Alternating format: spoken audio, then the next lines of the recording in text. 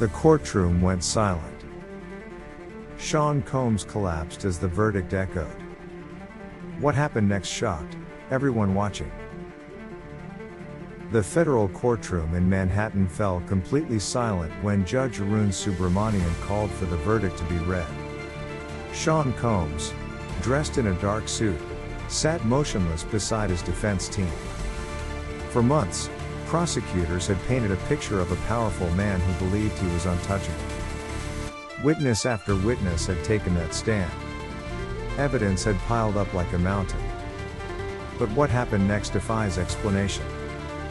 The lead juror stood, hands trembling slightly as she held the verdict form. In that moment, every camera, every eye, every breath focused on one thing. The word that would define the rest of Sean Combs' life. But the prosecution had one more witness that nobody saw coming. The testimony that sealed this case came from someone who shocked everyone in that courtroom. And what they revealed changes everything you think you know about this trial. To understand how we got here, we need to go back to September of last year.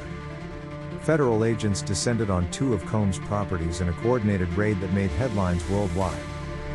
Homeland Security vehicles lined the streets of his Miami and Los Angeles mansions. Helicopters circled overhead. The images were surreal. A man who had hosted the most exclusive parties in music, who had built an empire worth hundreds of millions, was now watching agents carry out boxes of evidence. But here's where it gets truly disturbing.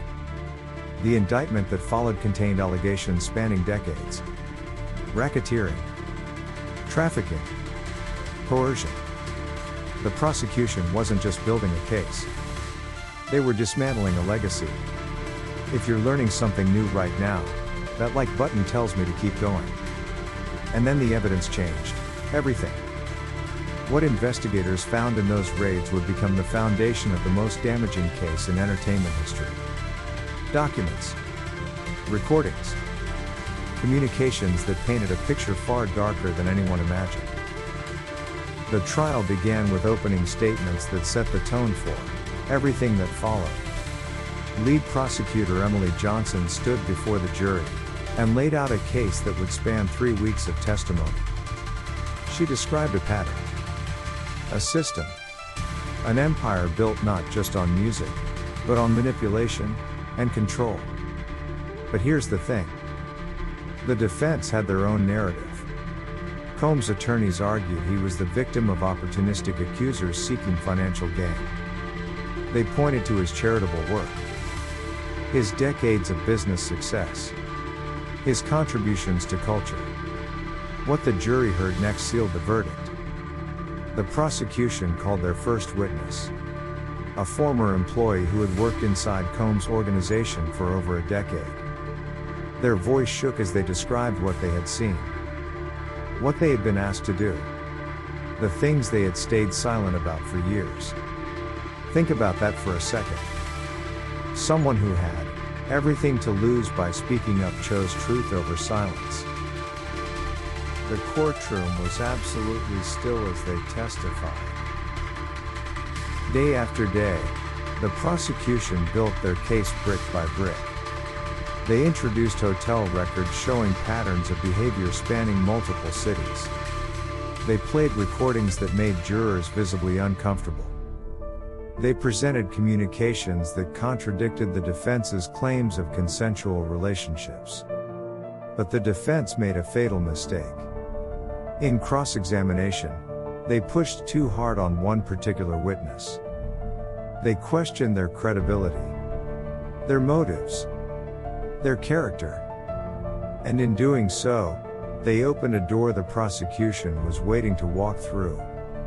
Let me put this in perspective. The defense's aggressive tactics backfired spectacularly.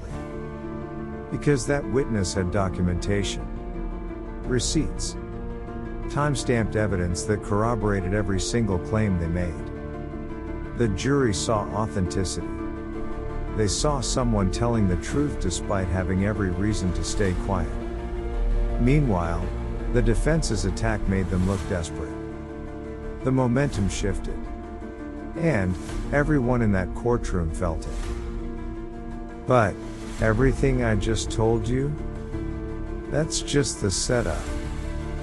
Because what happened in week 2 of this trial shocked even the most seasoned courtroom observers. The prosecution announced they had a surprise witness. Someone whose identity had been protected until the moment they took the stand. The courtroom went silent when they were sworn in. And this is where it gets truly disturbing. This witness wasn't a stranger. They were someone from Combs' inner circle. Someone who had been present at events prosecutors had described. Someone who had been silent for years, and, finally decided to speak. Their testimony lasted 6 hours. 6 hours of detailed accounts that connected dots prosecutors had been trying to connect for months. Names, dates, locations. Everything matched the evidence already presented. If you want to see how this ends, make sure you're subscribed. The defense objected repeatedly. They called for a mistrial. They argued the witness was unreliable. But the judge denied every motion. And the jury heard every single word. The final week of testimony brought victim impact statements. This is where justice becomes personal. One by one, individuals took the stand to describe how their lives had been affected. Their voices broke. Their hands trembled. Some could barely get through their prepared statements. And this is where justice was served in more ways than one. Because these weren't anonymous names in a court document. These were real people sharing real pain in front of the man they said caused it. The courtroom gallery included supporters of both sides. There were moments of audible gasps. There were tears. There was anger barely contained. Drop your prediction in the comments. What do you think the sentence should have been? But wait. There's more to this case. Because after the victim's statements concluded, the prosecution made one final move. They played a recording that had never been heard publicly. A recording that prosecutors said captured the defendant's own words. The defense demanded it be excluded. The judge allowed it. The jury listened. Closing arguments lasted an entire day. The prosecution summarized 3 weeks of testimony in a presentation that left no room for doubt. They showed the jury a timeline. They connected every witness, every piece of evidence, every recording, into one coherent narrative of systematic abuse of power. What happened next shocked the courtroom. The defense's closing was interrupted 3 times by objections that were sustained. Their narrative, which had been confident at the start of trial, now seemed desperate, reaching for any thread of reasonable doubt. The jury deliberated for less than 12 hours. Think about that. 3 weeks of testimony.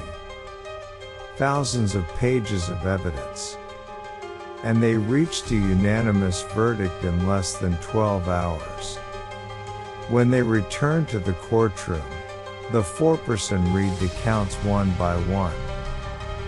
Guilty. Guilty. Guilty. On every single charge. Sean Combs showed no visible reaction. His attorneys immediately announced plans to appeal. But in that moment, for the victims who had spoken, justice had finally been served. The sentencing hearing came 2 weeks later. Federal guidelines suggested 25 years to life. Victims returned to make statements about what they hoped the sentence would be. The prosecution asked for the maximum. The defense pleaded for leniency, citing Combs' age and health. Judge Subramanian spoke for nearly an hour before announcing the sentence. He described the severity of the crimes, the breach of trust, the exploitation of power, and then he delivered the number that would define the rest of Sean Combs' life. What this means for the entertainment industry cannot be overstated. This verdict sends a message that power and fame do not provide immunity. That victims will be heard. That justice, however long it takes, will eventually find its way. The story of Sean Combs is now a cautionary tale. A reminder that empires built on exploitation are destined to fall. And that no one is truly untouchable. Now you know how one of the most powerful figures in entertainment faced justice. Subscribe for more courtroom breakdowns where the truth always comes out. What trial should I cover next? Tell me in the comments. And remember, the legal system, for all its flaws, eventually finds the truth. That's justice. That's what we do here.